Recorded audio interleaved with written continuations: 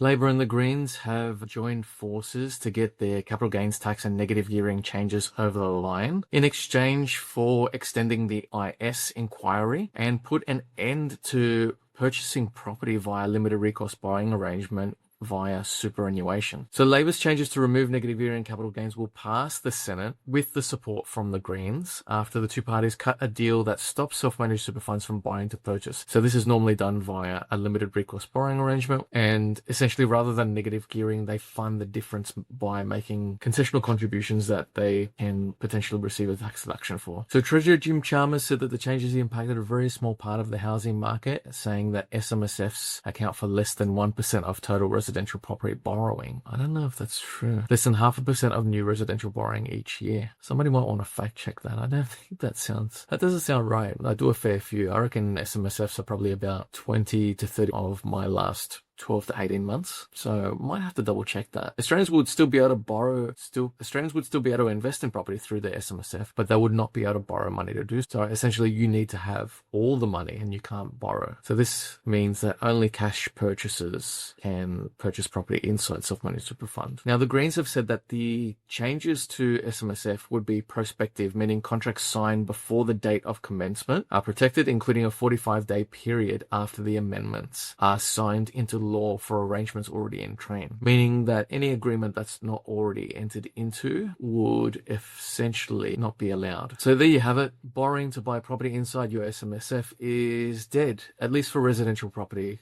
I'm not sure if these changes are going to extend to commercial, but I feel that this will be targeted at the residential investment property sector, and you'll still be able to purchase commercial because this will have an impact on businesses purchasing their commercial premises under a typical business real property arrangement, where businesses will purchase their business premises through their self-managed super fund, and then their business entity will then rent it off them. Now, none of this is financial advice. It looks like everything is up in the air at the moment. So that being said, I strongly urge you to speak to an accountant before you go making any decisions on the back of this announcement today. Thanks for watching. Have a great day.